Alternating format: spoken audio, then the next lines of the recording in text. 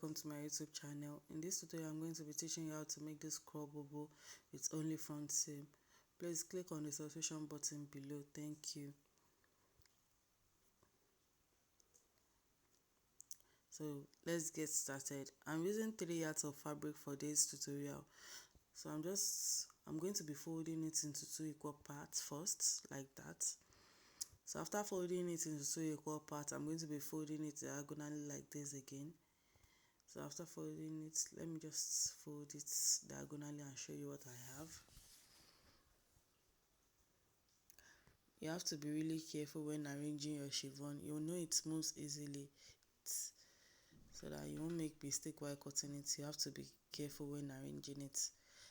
I want my front part to be higher than the back. I don't want it to be the same length. You can make it the same length if you want. If you want to make it the same length, you're just going to cut the down part equally. You're just going to measure your desired length and cut it equally. But I don't want it to be equal at down part. I want the front part to be higher while the back part is lower. So the first thing I'm going to be checking is if the chiffon length is up to my full length. My full length is 60 inches. I just want to check if it's up to 60 inches. So it's up to 60 inches. I'm just going to be cutting out the excess now because I don't want it to be longer than that. So I want my front space to be 60 inches. Let me just cut out the excess at the side and at the top part. I don't want it to be too long. So let me just cut it out. You have to be really careful not to cut the front piece with the back piece. So you're just, because it's only the front piece that will be having joining. That's the one part that is on the floor that I'm cutting now. That's the only part that will be having joining. So you have to be really careful. You can make use of any fabric for this tutorial. You can make use of bridal satin, any fabric that you want. I just want to use chiffon because I want it to be shaky. You can even make use of Ankara if you want it to stand. But my own, I want it to be flowy. So let me just cut out the excess at the top too.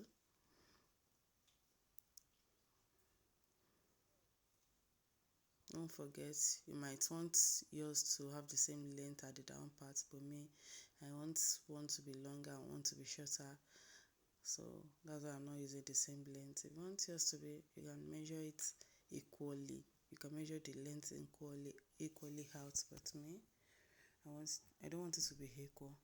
Next thing I'm going to be doing is I'm going to be measuring my neck depth. So for the back, I'm going to be using 4 inch by 1.5. Let me just check it out. 1 inch by 1.5. And the front part, I'm going to be using 7 inches depth because it's going to be V-neck.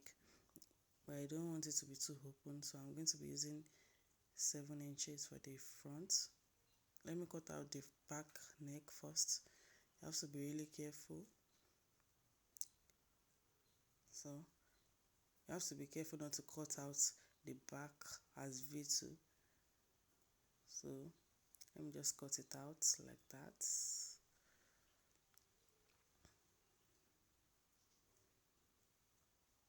Can you see? Next thing I'm going to be doing is I'm going to be notching where my sleeve will come out. I'm not going to be cutting anything at the sleeve area. I'm just going to be notching it so that I'll know where my bias will end if I want to turn it with my bias. So I just want to make use of 8.5 inch for my sleeve opening, for the part where my sleeve will come out. So if you want, you can make it. So this is it. I'm just going to be stitching that part down. I'm going to be stitching that shoulder part too down. Then I'm going to be stitching that front part. Remember, it's only the front that will have joining. It's a high-low gown. Can you see it? So I've turned the necessary parts. I've turned the neck and I've turned the sleeve length, this round sleeve. I've turned it with my bias tape. So see, can you see the under part? Let me take it to my sewing machine and show you. After stitching it, I want to have choice, so I'm just going to be taking my half length, which is 16 inches here. So because I want to attach a belt, so that in case I don't want it to, if I don't want it to be free, I'm just going to be tightening the front with belt. The belt is not going to go around, it's just going to be on the front part only. So my bust is 44. 44 divided by 4 is 11, so I'm going to be taking 11 inches on the two front side, say like this, 11-inch here, and I'm going to be taking it on that 16-inch on the half length, that is 16 inches. So I'm going to be taking 11 inches on the other side too.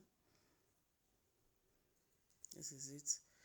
So I'm going to cross check if I have 22 in total for where my belt, say it's 22 inches. That's where I will be attaching my belt. Let me show you how I'm going to be attaching it before taking it to my machine. This is my belt.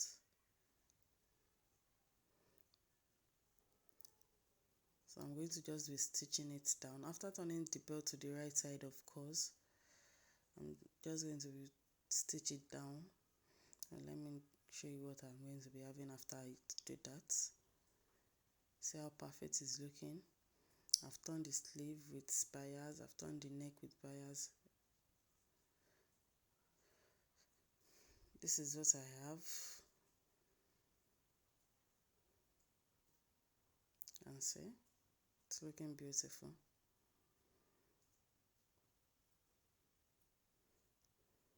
So this is it. I've turned the belt to the right side before attaching it to the gown. So this is it. I've attached it to my gown. I've turned it down. See how beautiful it's looking on my mannequin. Even without ironing it, see how beautiful it's looking. See how it's falling. See how beautiful it's looking after I tied the belt. See how firm it's looking at the bust region. Thank you. You can use any standing fabric for this one. If you don't want to make use of chiffon, it's still the same method. You can use any fabric of your choice. Thank you for watching.